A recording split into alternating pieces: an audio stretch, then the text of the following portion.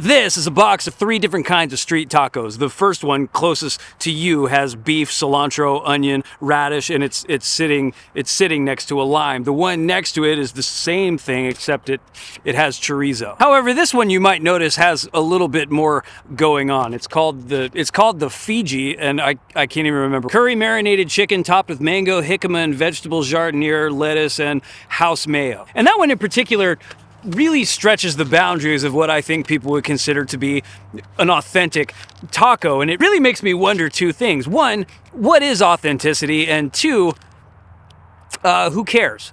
Oh, there's also a burger.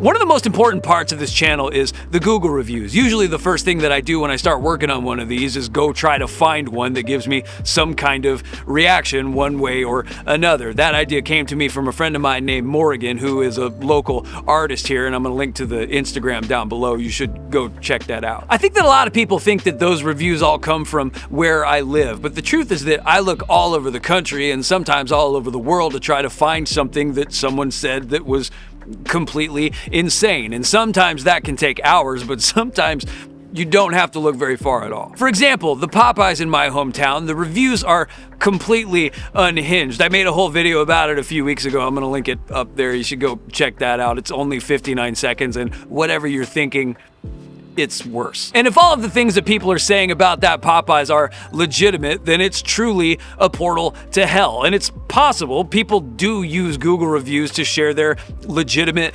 dissatisfaction or concerns, but too often people just kind of use it as a sounding board for their madness. Google reviews are important to all small businesses. The first thing that people do when they think about checking out a new place is go check out what people have to say about them online. And looking at the reviews of El Fat Cat, they've got 1,000 reviews and an average of 4.8, which is great, but not everyone is happy. For example, this person left a 1-star review for them because it's a food truck behind a car wash, which is true. I can't really defend them there. That's exactly what it is, but she didn't even go. And then this person came here because of the great reviews. If you're looking for authentic Mexican food, look somewhere else. Too Americanized. Chipotle is much more authentic than this place. Being Mexican myself, I will never eat here again. And brief aside, she also has another review about a Taco Del Mar where she also told people to go to Chipotle instead, so she clearly has a Chipotle thing, but I digress. The owner responded, "We are truly sorry you had a bad experience, but we are a fusion truck. We make sure to put it on the truck that we are not your ordinary Mexican food truck so that we don't confuse our customers." And then the reviewer edited their comment saying, "You should have fusion listed on the feature description on websites. I would not have wasted my time coming out. Not your ordinary food truck does not define that your food truck is fusion." And while that may be true, I do want to help you, because another thing that they post online is their menu, where there are words like teriyaki and curry, coleslaw, cheeseburger. If they called themselves El Fat Cat Authentic Mexican Food, definitely no cheeseburgers, then you might have a point. But they don't. They don't claim to be authentic. They claim to be different. And they're different.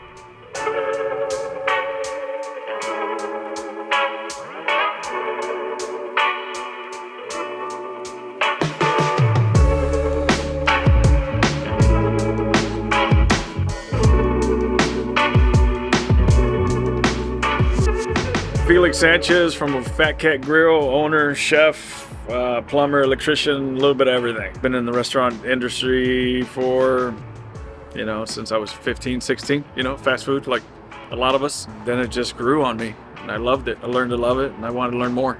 And I'm still learning. Came across this building, actually, I was working for the DOT. We were looking for a space for my wife, and then we seen the space on 4th and Vancouver that used to be the Corner Cafe. And I ended up with a spot instead of Jenny. So 3 months later, I have a restaurant. We were there for a year, and they raised the rent, and then we were like, yeah, no, we're not gonna do that. So we ended up in a food truck.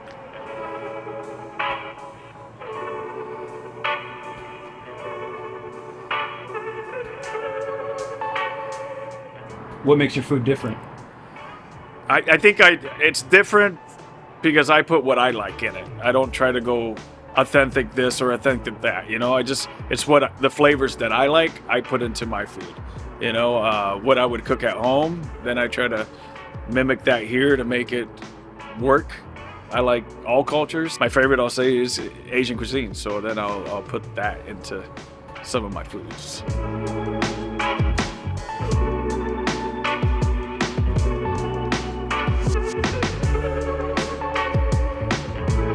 Traditional tacos, we do have the adobada and we do have the carne asada, because my chicken's marinated different than I think your traditional, right? So I'll say adobada and asada would be our traditional. And then you have your Fiji, which is a curry marinated chicken. It's a little twist, and so I just want something different, right? Sometimes I think it's when you're in the kitchen and you're like, okay, I had beef tacos every day. So how about if I throw this in it? And then you're like, oh, okay. And then you're like, hey, maybe other people would like it. And they're like, okay, here we go. And I think that's where that comes from.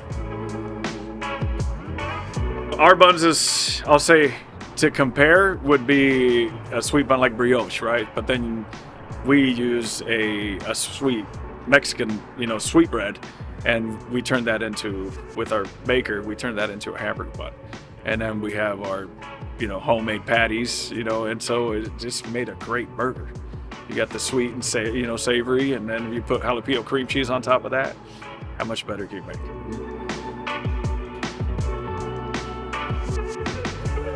I think any business, if you don't have a loyal following, clientele, everything, and we have to know that as easy as we gain them, we could lose them. So there has to be customer service. There has to be consistency, and we're grateful. We wouldn't be here without it. So at the end of the day, we have to embrace the community and do everything we can for one another, and I think that's how we've gained it, not just through food. I mean, food is the biggest thing to bring anybody together, right? But then I think there's also service behind that. You can have great food and shitty service, you're not gonna go back.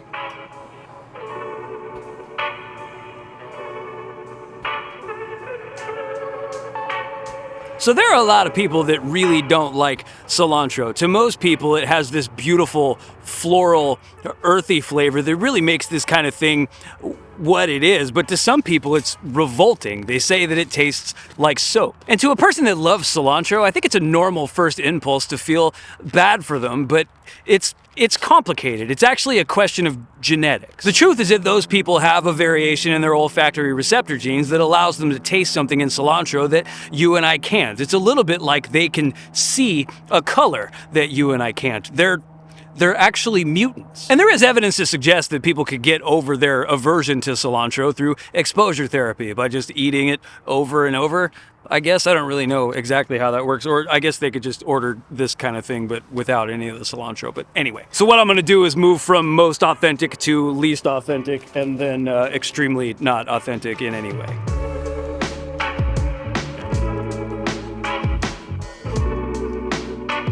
This is the sauce they call the sissy sauce.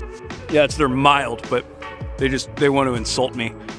Honestly, that's as good as any other beef street taco that I've had anywhere in town. On the authenticity scale, I'd give it an A for authentic. I don't think I've ever had a chorizo taco. I've never had a chorizo taco. It's the Serrano sauce. That's better. It doesn't have that typical sort of greasy, fatty thing that chorizo typically has, I guess, when you squeeze it out of the tube from the grocery store. They probably didn't squeeze this out of a tube. All right, Fiji, curry marinated chicken, mango, jicama, and vegetable jardiniere, which is a word that I definitely know, and lettuce and house mayo, and their pineapple sauce.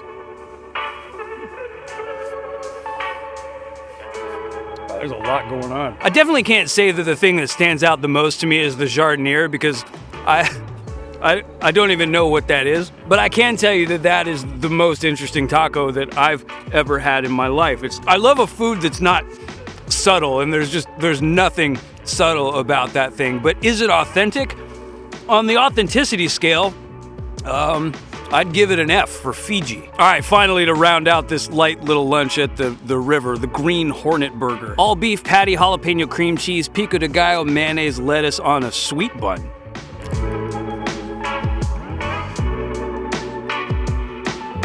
It's like a sweet, like a brioche.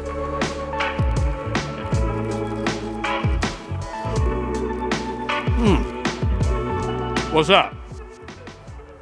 Doing well. I do. Brian Griffin. Check it out. All right. Have you ever been to El Fat Cat? No, but I've heard about it. It's amazing. I'd offer you some, but I ate everything. Have you ever heard of the Laugh Daddy guy who does Yeah. interviews around here? Yeah. Okay, I thought you were him whenever I... No, I'm not him. Well, nice to meet you. Yeah. Have a great day. You as well. I think those girls were disappointed I wasn't Chris Lapp. So everything is definitely delicious, but if somebody wanted to know whether or not it was authentic, I would need to know what they meant by that. Authentic to Mexico? No, probably not. But is it authentic to Felix? Absolutely. And this kind of thing is what you're missing if you decide to shrink your world down by measuring everything that way. If you have this ultimate bar of authenticity that you need everything to meet, you're really diminishing your opportunity to enjoy things that are great. And to be fair, the vast majority of people that have left a review on this place love it, and rightfully so. I think that this is some of the best food that you can get in the Tri-Cities. But to anybody watching this video right now, I want you to know that Google reviews are not inconsequential for any small business, in particular for small restaurants. For any small business, their livelihood can depend on their online reputation. And if you didn't feel like you got the value out of something, or if it wasn't what you expected in some way, then sure. I mean, speak your mind and speak it honestly, but if you didn't even go. And to anybody that hasn't been to El Fat Cat yet, I just want to tell you exactly the opposite of what I would tell my children. Trust the nice man in the sketchy truck behind the car wash. My real thoughts is just support your locals, man. You know, truly support them. And there's a lot of businesses that need help. I am fortunate, you know, we have a steady line, but let's go try other places, you know, even if it's once a week, once a month, you know, to start off with. And if they give you that same love back, you know, give it back to them. That's just me.